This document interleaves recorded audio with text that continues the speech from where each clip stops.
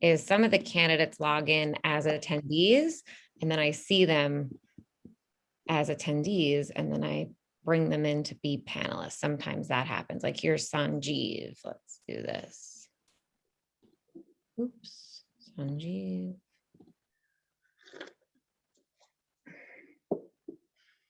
Oh, by the way, Linda, I'm having my tea.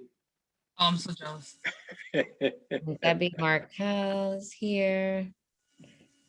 Fantastic. Look at this. Everyone's here. Yeah.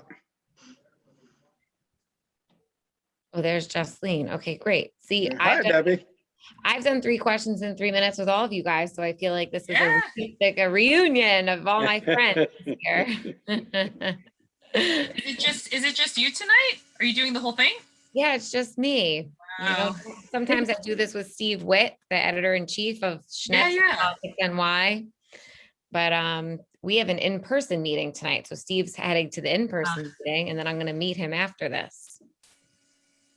Believe it or not, a lot of print reporters don't want to go on camera. So I'm the on-air talent here. That's a good one. Debbie, Debbie, you were muted. Because you were on mute, so I couldn't hear your compliment, Debbie. Well, sorry about that. I said the beautiful, fashionable Democrat. That's me. So who'd we lose here? Sanjeev. I'm sure he'll be back. Oh no. Here he is. Thanks everyone for your patience. Thanks to our live audience. We have 40 people right now watching this live. Thank you to our live audience. And if our live audience has questions, you can chat them into me and I may or may not ask your questions depending on how the flow is going. Hello, everyone. There's Sanjeev. Nice. Thank you for having me. There. Yes. Okay, fantastic. So let's get started. And just so everyone knows, every single person who's on the ballot for District 23 was invited to attend this. We didn't discriminate against funding or anything like that. So this is an open forum for anyone who's on the ballot. So welcome to our candidates. Welcome to PoliticsNY with Sky. Schneps Media is the only platform providing an outlet for candidates to have their faces seen and voices heard. It's a great thing. So here we are, we're going to talk about District 23 with these candidates here. And this is being recorded as part of PoliticsNY.com. We are doing debates for every single council district, and you can find the recordings and the debate schedule on PoliticsNY.com/debates. We have a newsletter, so subscribe to the newsletter. And enough about me and Schneps and PoliticsNY, the best media outlet in the city. But let's talk about the candidates now. Thanks, you guys. Let's really get into it. District 23, let's go around and have each of you tell everyone who's listening about yourself and what would make you the best candidate to win this seat. District 23, it's Barry Grodenchik's seat in Queens. And let's do the alphabetical order by last name. So I guess that means we are beginning with Sanjeev. Hi, how are you? Thanks for having me today on the Schneps TV. Schneps TV, that's right. That is how it is. You know, nowadays we are on the Zoom, but technology is going very fast and in a good way. My name is Sanjeev Jindal. I'm the candidate running for a New York City Council District 23. I'm an immigrant in 2003. I came to the United States with my, having an American dream come true. But I did whatever I can in my previous years, last 2 decades. I feed my family with, driving a taxi cab, working as a cashier on a deli, driving a coffee truck. So finally, after so much struggle, I find out my career in insurance industry. And I made a small business very successful on that one. That is in the heart of Queens last 2 decades. So I incorporate another non-for-profit organization called South Asians for Empowerment. And we did ESL classes. We did financial literacy courses. We did the domestic violence cases. We are the direct service provider in South Asian community on that SAFE, under the umbrella of this SAFE.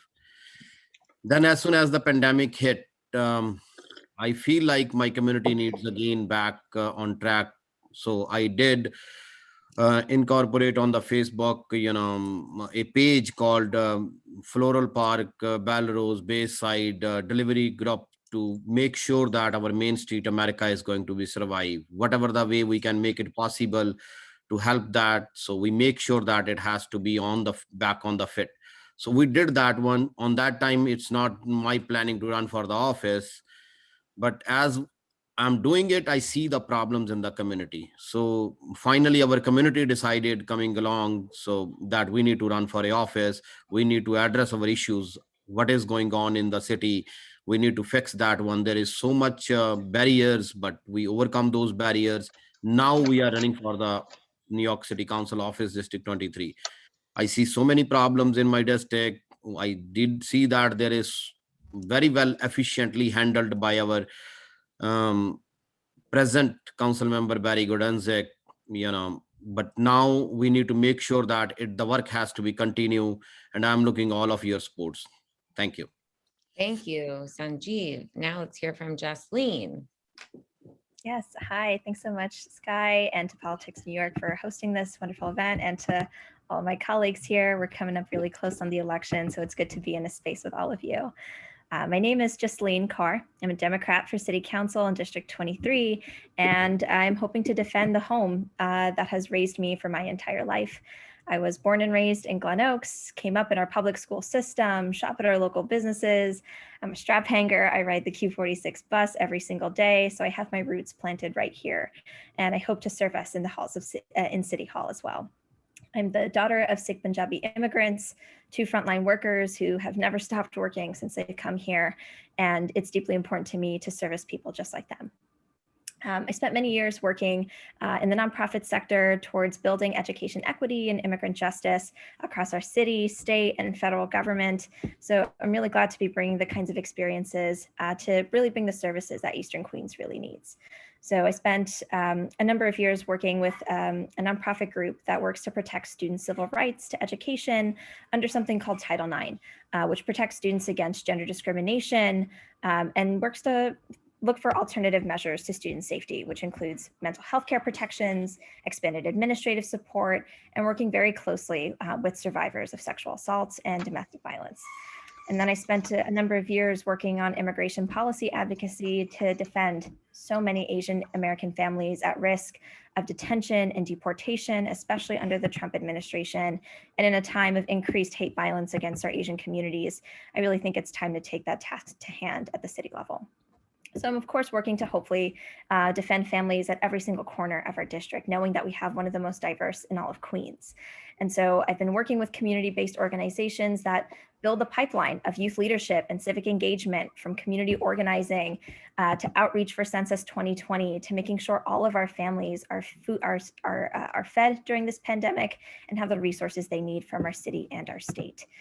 But I'm really running to making sure that people like my family who have been disenfranchised by bad policy can continue to live a dignified life. And nothing was more apparent and detrimental to our family than the taxi medallion market crash of 2014, when markets that placed a value on the taxi medallion at millions of dollars tanked because of e-hail services like Uber and Lyft, unregulated agencies that came to New York City. And so I'm fighting to defend families, people like my father, who is 62 years old, is still working, an immigrant, and doesn't have a plan in mind to ever stop working. And this is tied to housing security. This is tied to economic stability, to families who have now declared bankruptcy in one of the most precarious times our city has ever seen. So when it comes to addressing our public transit desert, to building economic justice for so many of our working families, to ensuring that our seniors are cared for, and building dignity at every stage of life for every single one of us in District 23. And so I'm excited to chart this path forward and hear from the rest of my colleagues. Thank you. You touched on so many different issues there. I hope we have time to get into all of them, but we're going to have to just, skim the surface or dive into 1 or 2 issues. So let's hear an overview now from Linda Lee. Who are you and why are you running? Hi, thank you so much, Sky, and to PoliticsNY for putting this together. There's many seats and hopefully you're halfway through. So my name is I live in Oakland Gardens with my family. I have 2 young boys that are 6 and 2, so it's been crazy during the pandemic. And, you know, public school parent myself and on the school leadership team at PS 203. And I'm also a social worker and I run a major nonprofit organization right here in Queens. And we serve about 1,500 people throughout the borough of Queens daily across all different programs through our 6 locations. And we do senior centers, homebound Meals on Wheels program, delivery, you know, public health services, mental health clinics that we have that we run.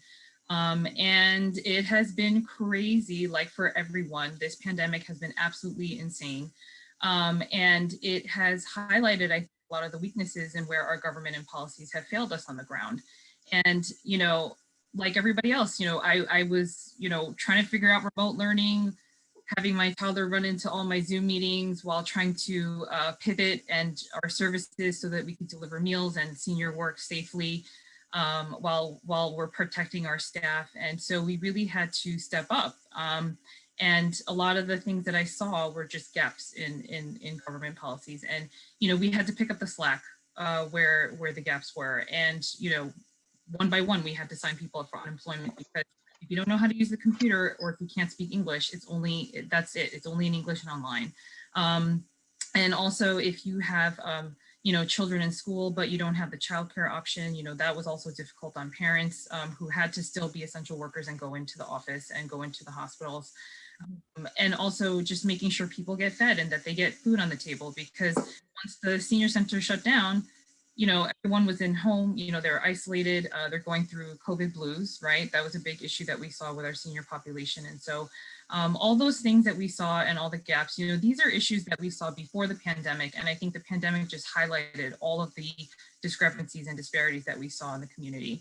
And so, you know, we have to make sure that there is that community-centered voice. I mean, I never thought that I would be running for public office, but it's really through my nonprofit work where I was like, wow, it is so important to have that seat at the table, to have that voice, and to let the government and elected officials know, hey, you know, your policies were well-intentioned, but guess what? They're not really working on the ground, and we need to rejigger, we need to think of something different. So, you know, those are all things that I would like to bring to the table if I am elected.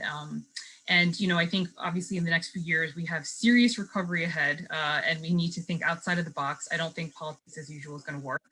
And we really need to think of solutions so that we can make sure people stay in their homes, that middle income families can still afford to live here in Eastern Queens, and that we address some of the disparity gaps that that we are seeing, and then especially that schools open safely.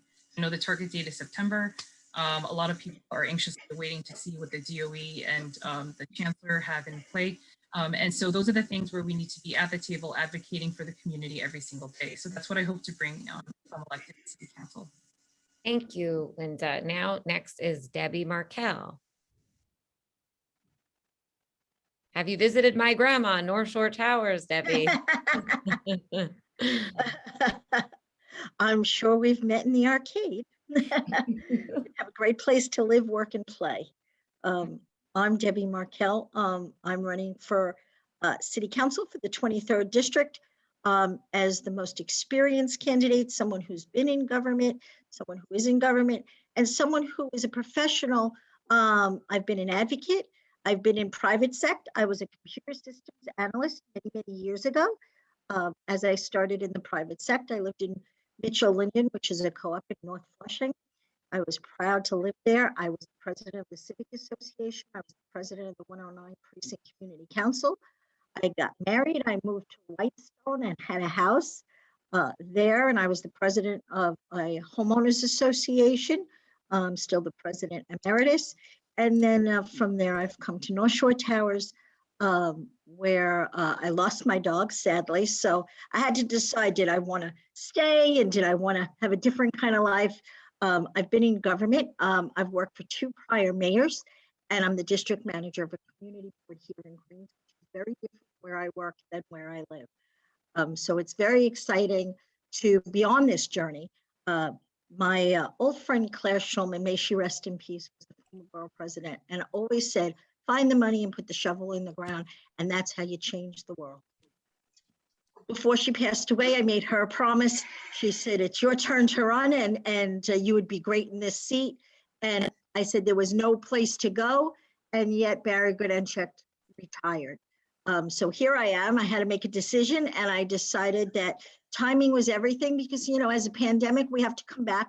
We have to get the resources we need for our district because we have to serve the entire district and bring everybody together at the table.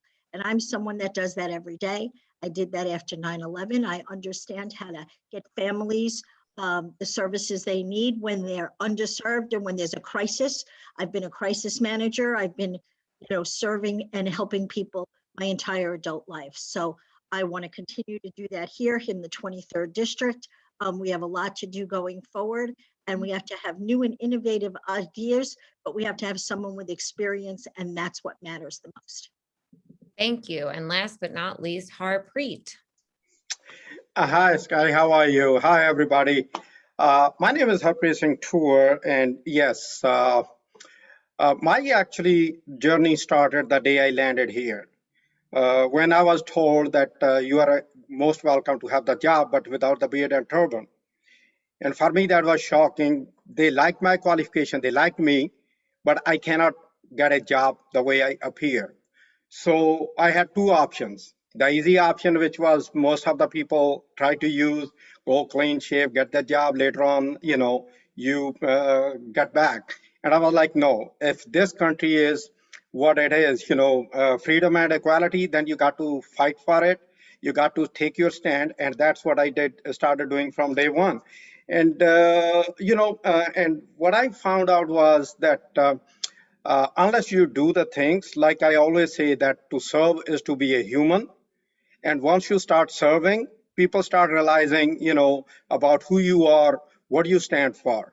And in that journey, I was involved in starting the first Secretary Parade in Manhattan way back in 1980s. And then also at Columbia University, we have the biggest sex studies program. And I was involved in getting that established also through the biggest nonprofit organization on East Coast, which I was chairman 3 times and president also. And also when after 9/11, I know firsthand what hate is. I know firsthand the hate in 1993, when people even don't remember that the World Trade Center was bombed in the basement in 1993. And I was targeted at that time also, just because of my appearance. But yes, for me, retaliation is the issue. The issue is how you resolve the issues, how you resolve the problem. And I am also the survivor of the COVID. I got sick last year. I could not get the testing. I could not get admitted to the hospital till my blood oxygen actually went to about 76 or 74, something like that. And that's when they admitted me and I was on the oxygen. Okay. So what I found out was that if a person like me, whose son himself is a doctor, he went to the North Shore University Hospital, even he could not get me the services. What about the other people? What about the people who are old? What about the other people in the district? My elder son was born in St. John's Hospital. That hospital is closed. My younger son, he stopped breathing right in my lap. He was revived, and thank God, he is an engineer, he's doing good. And that was Mary Immaculate Hospital, where he was admitted for about 7 weeks. Okay, that hospital is closed. So for me, it is not just about the race. It is about how you get the things done and how you get the things delivered. For example, I worked first with Mark Wapron, then with David Wapron, then with John Liu, and with what's your name, Mr. Thomas from Long Island to get religious garbage passed. So those are the achievements. I'm like, for the results, you work on it, you look at the issue, you decide it, and then you look how to get the results. And that's what I'm all about. And I'm determined to get those results to the communities which I'm going to represent if they choose to elect me. Thank you. Now, usually I have a co-moderator, Steve Witt, our editor-in-chief, who normally keeps time and he'll hustle everyone along. But as you can see now, The first 20 minutes were just introductions of ourselves. So let's try and keep it short and sweet because I want to get through a few things with you guys. Maybe the first question, actually, people voluntarily submitted questions, by the way. So you have an audience that's very captive and wants to hear from you. So one of these questions that was submitted says District 23 is one of the most diverse districts in Queens. What have you been doing to reach out to all the different walks of life in the district? And we can go in the same order, but let's try and keep the answers a little shorter this time. Sanjeev, what are you doing to reach out to all the different shapes, sizes, colors of people in the district? As we all know that New York is a melting pot, and our district, District 23 is, most diverse district, different color, different people, we all live together. Even I remember that when we are living back home in India, we have different languages, so much different culture that we all live together. I come from that culture, so it is not shocking to me. And I'm so proud that I'm living same kind of a culture I'm enjoying in the land of America. As an engineering background, when I came in this country, I try to find out my American dream. And, I see that there is empowerment is missing in our community since day one. As engineering, probably I did something wrong, or I did not find the sources, or I did not find a good platform to, but I realized that most of the people like me, empowerment is the key. So we need to create the bridges between the different communities. We need to reach them out. We need to make sure that everyone has to get represented. Before even doing that, so we need to make sure that what is the need in the community, how we are going to serve the community, how we are going to make sure that the sources are going to reach to them, because government has so many resources for the public, but the public is, unfortunately, they have no idea how to get it. The problem is there is a channelization is missing between the public and the government sector. So we need to make sure that there should be a community empowerment unit. So we need to always encourage on the empowerment section of it. So we make sure that it has to be get represented. Thank you. Jaslin, your thoughts on how you are able to tap into all the different parts of the district? Yeah, absolutely. I mean, the color of this district has changed so much over the past few decades. In the 30 years that my family has been here, we now have a plurality of Asian Americans, and even within the Asian community, we have so much diversity too. And so I'm really proud to be leading a campaign that has a theory of change that's rooted in building multi-faith, multilingual, and diverse coalitions of people to actually come together. And so we actually spoke with a roundtable of rabbis who are in and around East Queens, who said they actually wanted a bridge to Gurdwaras. As a Sikh Punjabi American, that was something really important to me. Wanted a pipeline to our Korean churches in the district as well, but didn't know how to get there. And so it's very evident that we need language justice centered in our campaigns and also going beyond that ballot box.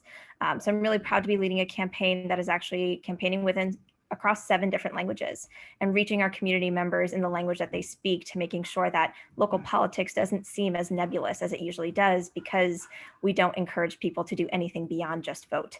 So we've been organizing locally as well. Just this past Sunday before Eid, we organized a multi-faith Ramadan iftar as well. We canvassed our Muslim and Bangladeshi neighbors, and then we gathered together in prayer across our Sikh and Muslim communities to share just how important Eid and the second round of COVID is going to be this year.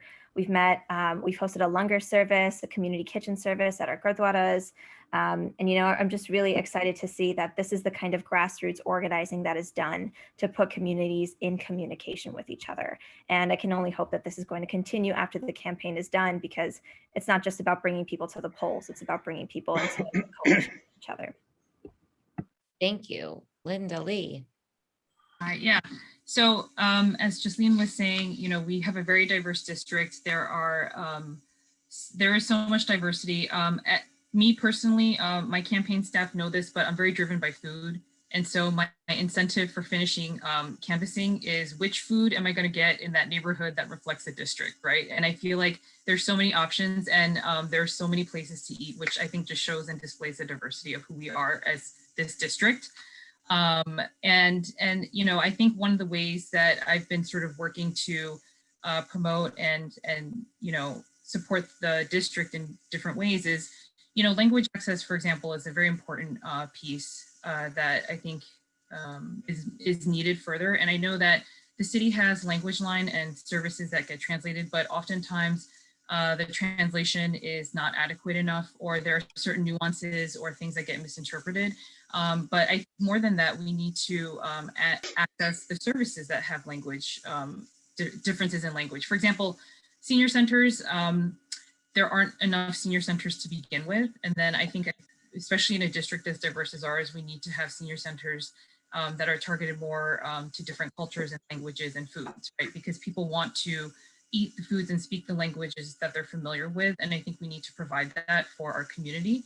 And even things like health services, you know, for someone who doesn't have the language capacity, but is suffering from mental health, we need to make sure that those services are in language that people feel comfortable, because there is such a stigma when it comes to mental health, for example. And so, you know, it's hard to get a license for a clinic. It took us 4 years to do, it took me 4 years to do that in our nonprofit. And it's a very arduous process. And I think what we need to do to uplift the community is we need to continue to educate the different religious institutions, as well as those serving the community on the ground, to tell them and teach them how to apply for grants, how to apply for MWB certification so that their businesses can be qualified for different contracts, right? And so I think these are all things that we need to try to do. We need to use technology in a much better way, because I think there are, you know, folks that can use technology in language real time to address certain issues that they may have. But Thank you. Sorry, I don't mean to cut you off. no, it's okay. Sorry. Thank you. Thank you. Debbie, how about you with engaging the different areas and people in the community? How are you doing that? Well, it's great. It's a great question. Thank you. Thank you to QNS. Thanks to the Queen's Courier, you and all the team at the Queen's Courier. You guys are amazing and always talk about the issues that mean most to everybody.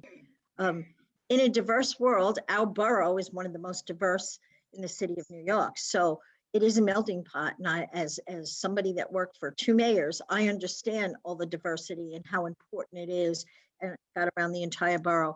In this district, we speak many, many languages, and we talk about how we bring everybody to the table. We've been working across the aisles. I've been endorsed by the Asian American Alliance, which has people from all various cultures, diversity, and I'm honored to have their endorsement because I've worked with them as being the council president of the 109 precinct and working here with the 105 and getting involved with the community. You know how important it is to bring people together to talk about the issues and discuss how we're all the same and how we're all different, how we all care about our small businesses. And we have to get these grants, not loans, to our small businesses, so our taxi cabs can keep rolling. And you know, my father-in-law was a taxi cab driver. He had a small business. My husband owned a florist. So I understand how important it is to keep small businesses in a community, as well as keeping our hair and nail facilities open, because our women need to be served. We need to feel good. You know, during the pandemic, everybody didn't have their hair blown and they had colored and all of that. Our nails were not done. And it wasn't kind of, you know, and everyone felt the same, no matter who you were, no matter what the diversity, no matter where you came from, no matter what language you spoke, it was still the same language. We have to come back from a pandemic and bring our city back. And we have to do it in a very fair, cohesive, experienced way. Thank you. I know what life without a manicure is like. Harpreet, let's hear from you and how you engage with different areas of the community. Well, you know, I always joke around that when I get up, I'm sick, then I go to a mosque, and then I end up going to the churches, and by the end of the day, I may end up going to a synagogue or sometime anywhere. So for me, it's you go and figure, you know, the services which are needed. I found out in 2010 census, when I was involved in that what can be done. And one of the results was that we got a couple of languages recognized. I ended up going to the forums organized by the city council and the state. I was the only speaker in 2010 from South Asian community, except Ming Kwong Center. They were there with me. And there were 2 other gentlemen from South India who actually helped me. So what I'm trying to say here is, you know, when you saw my pictures on the buses and the subways, what was the reason? The reason was because I was involved with the city to have in-language assistance. whether it was in Punjabi or Bengali or Urdu or Gujarati, because I went to the people who I knew. I tried to reach out to them and I told them that, okay, these are the areas where you need these kind of services in this language. And yes, when there was a commission set up to rewrite the Charter of New York City, I was the only South Asian speaker in that. Again, the reason was because for me, unless you provide the language in language services, people won't understand. So the question is not only to get the services, but also make sure that the people understand what they need. And also, when you look at that, I'm going to mention something here which I generally don't. I have been doing food distribution since I came out of COVID last year. I don't put up anywhere on the Facebook or anywhere. The reason is because I feel like it is dehumanizing a person's problem, a family's problem, because they can't put the food on the table. So if I'm trying to help somebody, it is just being Harpreet, that's it. And that's why, for me, when I look at all these issues, whether those are senior center issues or senior citizen, look at senior centers, 25%, there is a drop of 25% in the population at senior centers. So where are those people staying? They are staying at home. So we need to find out those, how to resolve those issues. And that is what my concern is. And that is something which I'm looking at down the road, which I will be looking at and doing once I'm there. Thank you. Thanks, everyone. I'd like to now talk about what you think is the number one issue. Each of you talked about a lot of different issues. You talked about community engagement and language barriers. We talked a little bit about public safety. You mentioned small businesses were mentioned, housing was mentioned. Is there one issue that if you get to the city council, what you want to champion for your district? Let's go in the reverse order. Harpreet, what's the number one issue for you?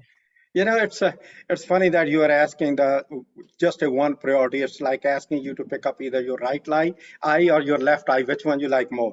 There's so many.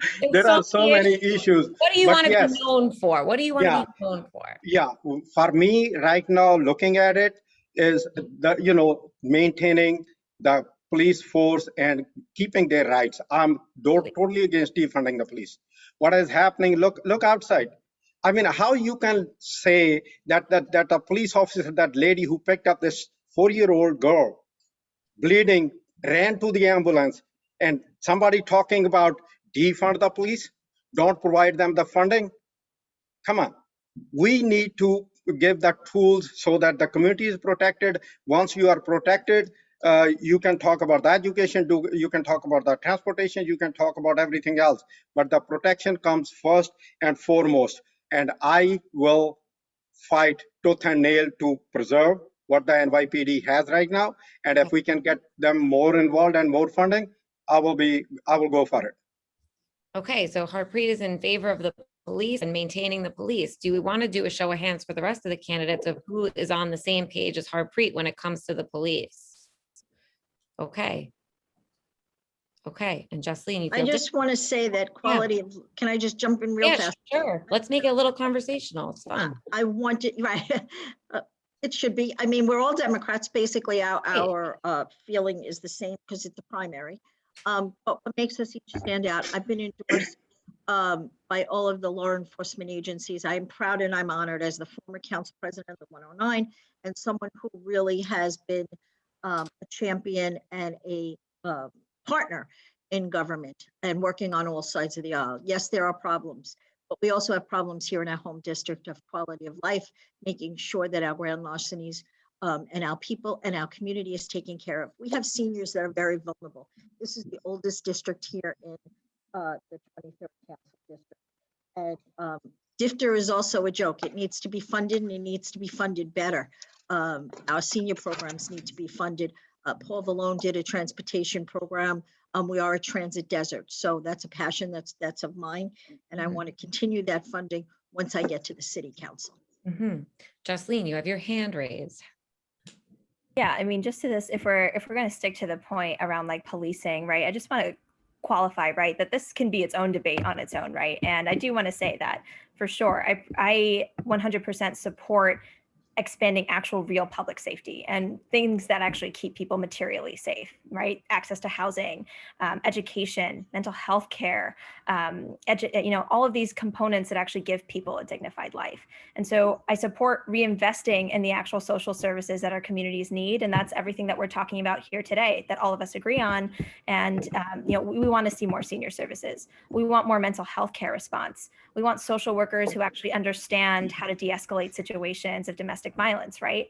And youth are asking for more guidance counselors, right? We talk about overcrowding in our high schools all the time, but if our students aren't actually getting the guided attention that they need from an early childhood standpoint, right, in these 3 through K programs in elementary school from jump, then we're setting our youth up for a future where they're bound to fail because nobody looked at them as someone in need of that support at the first place.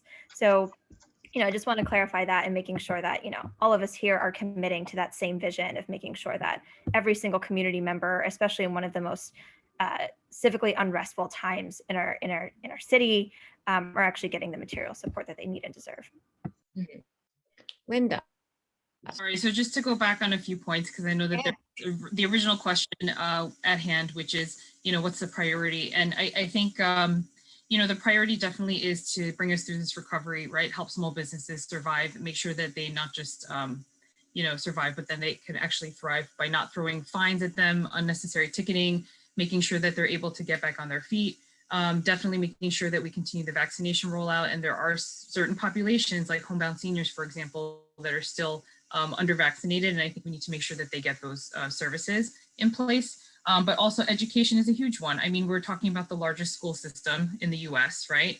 And we need to make sure that the schools reopen safely, that there's actually a legitimate plan that we have in place. And I think that's that's going to be a huge, thing to watch in the future, because I think that's something that we need to make sure happens in the right way. And just in terms of Harpreet, I do agree, public safety is also very important.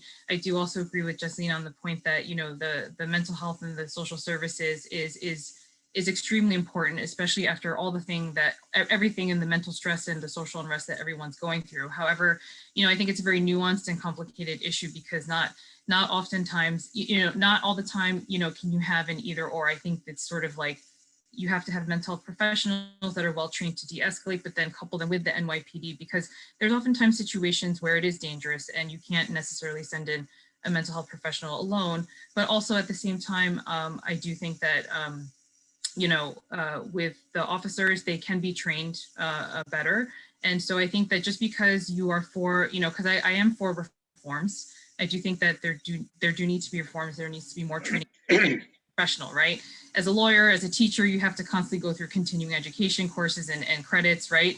And I think that's something that we should, make sure happens. I'm not for defund the police in terms of the way that it's framed right now, but, I do think that reform, just, because you're for reform, it doesn't mean you're also, saying that there can't be other opportunities to address those issues. So. Right. Sanjeev, where do you stand on the public safety issue and priority issue? That is one of the top concerns in our campaign. When I came as an immigrant in this country, I came here to make American dream happen. Definitely, yes. But how it is possible without safety? If I am not safe enough, my family is not safe enough, then there is no point to make money. There is no point to make it happen. The American dream is going to become true. I'm not only in the safety, I go a little further on that one. We see that anti-Asian crime. I'm absolutely against anti-Semitic funding also. When we talk about Asian hate crime, we forget public safety. How come? I'm absolutely pro-supporting of a police funding. And also going a little forward on that one, we need to make sure that it has to be accountable too. If we are funding the police, they need to be accountable also to make sure that public is going to be safe. In our district, in 2017, there is another precinct proposed, 116 precinct in Laurenton. Why is that one? Because our district is starting from the Langdale Street, and going towards the south side of 188th Street. But the precinct 105, they are covering from Langdale to all the way up to the JFK on the south side of it. And when I'm going door knocking to the people, they are saying that, their response time is too long. When we call 911, before they come, every incident is going to be happen. In last year, somebody killed someone and throw the body out in 268th Street. There is so many incident. Day before yesterday, there is a shooting in the south side of the district. If somebody is getting shoot or somebody is getting stabbed, we are going to wait for the social police?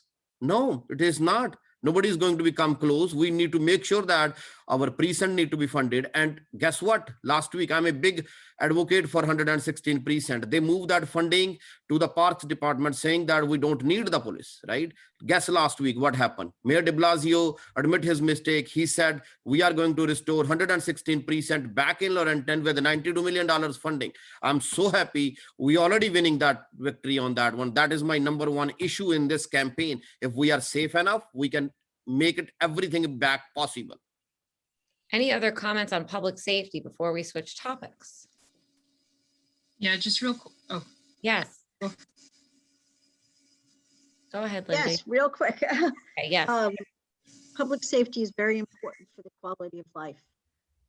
All of our quality of life, no matter where we live, no matter what we do, especially in our district, we have to make sure that we are safe. We have to make sure that the homeless have a place to go. We have to make sure our seniors have food and a safe place to live and work. We have to make sure that when we go out and we go to walk to our cars, we feel safe.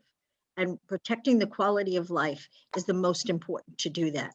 And without protecting our quality of life and making sure that we get rid of the graffiti, that we make sure that our home here in the 23rd Council District looks good, feels good, then everybody will want to be here and thrive. And that's where experience comes in. And that's where making sure that the funding that we need to get comes into this district, and that we need to put the right resources in the right places so that we can continue to thrive. Linda.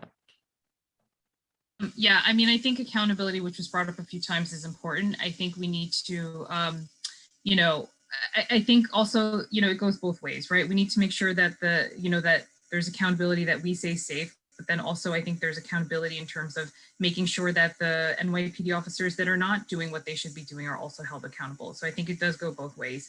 But also I think in terms of the budget, one thing we have to look at also is that the Asian Hate Crimes Task Force was actually taken out of the budget along with the 116th precinct. And I think we need to make sure that the 116th precinct, now that it's fully funded, it stays there, because it does cover, such a large geographic area, the 105th precinct, that I think logistically we have to make sure that there is access for residents that need those services. Also for the Asian Hate Crimes Task Force, I know that, they're doing this on their own pro bono. Deputy Inspector Liu, who has since stepped down from that role, has been talking about the fact that, they're doing this pro bono. His detectives, his police officers are investigating these crimes because they're also Asian themselves. They care about these, it's their community. And if they had the resources and if they had what they needed to be able to investigate these crimes, I think we would be much further along and it would be taking a shorter amount of time. But that is something that I think we, need to see if we can put back in. And there are certain aspects of that budget, I think, that got taken out that were not all negative and bad for the community. So, Jaslin. Yeah, I'll try to make this brief, but I want to make sure that we get the numbers and the facts clear first, right? First being that, police will often only arrive after the fact of a violent incident, after the fact there's been a crime in the neighborhood, after the fact that the harm has already been done. We really need these community-based solutions for people to do the rapid response and actually handle a situation in a non-violent manner. That's what actually needs to happen. And we actually already have the largest police budget out of the entire country. So I'm not sure where folks stand on whether you want to raise or keep the certain amount of funding that we currently have. But, when we think about racial justice, when we think about quality of life, right? Last summer was one of the most egregious moments that we've ever seen, or a moral reckoning on how we actually want to protect our Black and brown neighbors, what actual public safety means. And the NYPD, in a 111-page report, spent $175 million on protest crackdowns after the murder of George Floyd. And most of those dollars were actually spent on paying overtime for police officers, not even on equipment, right? And so this gets to the point of where exactly are our budget dollars going? How is it actually improving public safety? Because we continue to say we don't have enough money for our public schools. We can't get proper ventilation or even windows installed in our classrooms, but we have enough money to infringe on people's First Amendment right to assemble and protest for one of the worst racial injustices we've ever seen. And so, I want us to make sure that we understand this framework of what's happening in our district, but also what's happening broadly in our city as well. And so a real commitment to public safety is one in which we invest in the people who are already here and need a pathway to secure housing, need a pathway to economic stability, which is why I take, supporting our frontline workers and our taxi drivers, people who don't even have paid sick leave. It's such a priority in our campaign, because if we don't, we're going to continue seeing our excluded workers on hunger strike, hoping that someone's looking at them as someone worthy of the resources to give them a dignified life. Thank you. I see two other hands raised. Do you want to talk more about this topic? Harpreet, you're on mute. Like I said before, that I know firsthand what it is to have the hate, what do we say, hate crime, hate mails. I have been called so many times with different names. And, when I spoke to the cops, when I spoke to some of the elected officials, I had a meeting with the cops within the elected officials' office, that why it is not being, taken up as a hate crime. They give you all these reasons why it is not being taken as a hate crime. So for me, issue is not just taking hate crime as not just Asian or South Asians or anybody. Hate crime is a hate crime irrespective of what it is. Number one. Number two, whatever tools police need, because sometimes what happens, the cops will tell you, if you talk to them face to face, where they will tell you that if we prosecute it as a hate crime, it will not go anywhere. So you have to then pick up a choice. Okay, something happened how you want it. Then you try to make some sense out of whatever it is. So those are some of those loopholes which we need to plug if we want it. And yes, nobody is talking about community policing. If the community policing is there, those crimes will go substantially down. And the police already is working on that. I have meetings with the police commissioner as one of the being clergy member, and I have seen it happening. The changes are coming. Thank you. Yes, Sanjeev. Two things. Okay, let's keep it quick, because I'm going to get to any of the other topics. Look at this. Quick. Just two things very, very quickly. Number one, every single life matters. Every single human life matters. We need to make sure that. And second thing, we are talking about the community policing. Yes, definitely. And how it's going to be happen? It's going to be happen through the empowerment, creating the bridges between the different communities, educating them, making sure that they understand that what it is. If you never stop on the red light until you have a fear factor. You never, you go on 80 miles speed on a car, if you don't have a fear factor. You do have a fear factor. You do have a, that factor that you are thinking that if you are going on 80 miles per hour speed, somebody is going to catch you and give you a ticket. It is not only you are driving a car, you are the one, you have a, killing machine you are sitting on with behind the wheels. So we need to make sure that our police need to get funded properly. Asian hate crime, I'm absolutely against on anti-Semitic funding also. Few follows workers are saying that, they need to fund that one. Absolutely. After one of my follow workers said that police arrive after when the actual incident happen. But if we are going to put the money to fund the anti-Semitic movements like that, it is absolutely wrong. I'm sorry, but I'm absolutely pro funding and accountability for them. Thank you. Okay. Great. Are we good with this topic? Look, we only have 9 minutes left together, and we didn't even get to any of their questions. And I have to say that this audience, now there's 60 people watching live right now, they've submitted a lot of questions here. And I'd like to get to all of them, obviously, but we're not going to have time. I know, Debbie, you mentioned about homeless and shelters. There were a couple of questions about zoning and accommodating room for shelters, low-income housing, upzoning and redevelopment. Yes, Harpreet, have another debate. I know. I'm doing a debate for every single council seat, okay? And we're not gonna have 2 debates for everything. But maybe we want to briefly, everyone, talk about this topic of rezoning, accommodating homeless people. Someone else said, how do we keep our suburban, the neighborhood feel with these redevelopment projects on the horizon? And maybe we'll just, anyone who wants to talk about that, let's talk about it briefly, and then we'll move towards Rezoning, I take it. I'm sorry, but the rezoning, why is the biggest concern for me, because I'm coming from engineering background as of a town planning background. So I understand the rezoning, what it is. I studied whole my life on that one. Rezoning is not one thing that you are going to do the rezoning for any kind of area. It's not that. We just finished the census in last year. So we need to understand the demography of the area. We need to understand the need of the area. We need to understand that how much schools we have to accommodate the more population is coming in, how much, hospitals we have to accommodate that pressure, how many, how the roads are, road conditions are there to accommodate more traffic, how's the, pollution index is going to be increased on the city, environment is going to be get disturbed, quality of life is going to get disturbed. You can see in our district, last year, again, I'm coming back on that point, on the safety point, because of parking issue, somebody, killed someone in Queens Village last year. So that is the concern. You cannot do the rezoning all of a sudden coming from nowhere. It is not happening like that in my district. Absolutely not. Yes, I am in favor of a mother-daughter apartments where families can live together.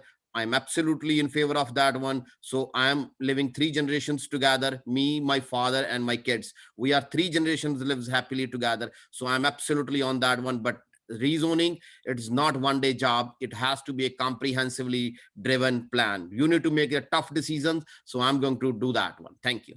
Got it. Harpreet, you have your hand raised. Quick thoughts on rezoning. Yes. Actually, when something is being forced from the top without consulting the people who live in the district, I'm totally against it. It should be the people who live in the district. They should be deciding, look at this beautiful place. Why somebody want to mess it up? Because probably someone somewhere has some issues, or somebody has deep pockets and they are looking at it and where they can make money. No,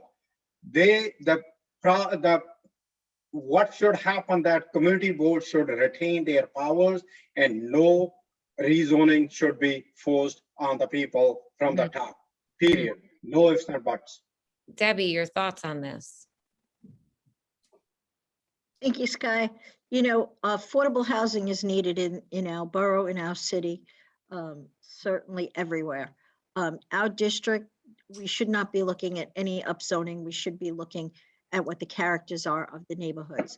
But anytime a zoning comes before a city council member, it's usually not just your district, but all the council members weigh in. So you have to understand what you're looking at. You always want a piece that's affordable. You always want a piece for the senior issues, and a piece so that the housing and affordability will be for seniors. We want to make sure we are underserved in the District of 23. And we need to make sure that we have places for our seniors to go and to live. So I vow in the city council to make any type of zoning or, hi, how are you? Sounds so cute, that talking. Anytime that we have zoning come before, we have to make sure that our developers will come in with 5% at least for seniors and 5% for municipal workers. And I vow to do that as in my tenure as the city council member. Jaslin, thoughts on this rezoning topic? Yeah, absolutely. I mean, I just want to get clear, first of all, on why we think that affordable housing and giving people the human right to be permanently housed and to not be relegated on the streets and being homeless is considered ugly. Why we don't think that affordable housing can actually be a mutually beneficial opportunity for us to look at opportunities for basement apartments. And let's get clear, right? Basement apartments already exist in our district because it's the one way that many of our immigrant, undocumented, and green card holding families can actually bring forward a pathway to home ownership. And, it's about bringing a plan forward that can actually bring those buildings up to code. And there are some excellent bills that are on the table already by State Senator Jessica Ramos to legalize accessory dwelling units. to bring forward basement apartments and make them legal under the code under the Department of Buildings, the city DOB, so that tenants aren't facing unfair rent hikes, aren't subject to poor ventilation and even fire exposure as well. And so people can actually live safely in our district too. And so, I'm really proud to be working with groups and housing advocates like Chaya CDC, who are working with homeowners and tenants to making sure people can be housed. I mean, I used to be on food stamps myself, and I live in this home with my family right here in Glen Oaks. I know exactly what it's like to be afraid that you could lose your home and that you might not even be able to afford to live here going forward. East Queens home values, property taxes are going up. I don't think I can continue to afford to live here for another couple of years. And if that's just me, that is absolutely a reality for so many of our families, especially south of Hillside Avenue, where predominantly Black and Latino neighbors live. And so when we talk about affordable housing, we have to think about who are the most precarious, who are going to be evicted, who is going to be foreclosing on their homes. So instead of saying all lives matter, I think it's really important for us to say that Black lives matter, and giving people a pathway to equity with creative solutions to affordable housing is how we get there.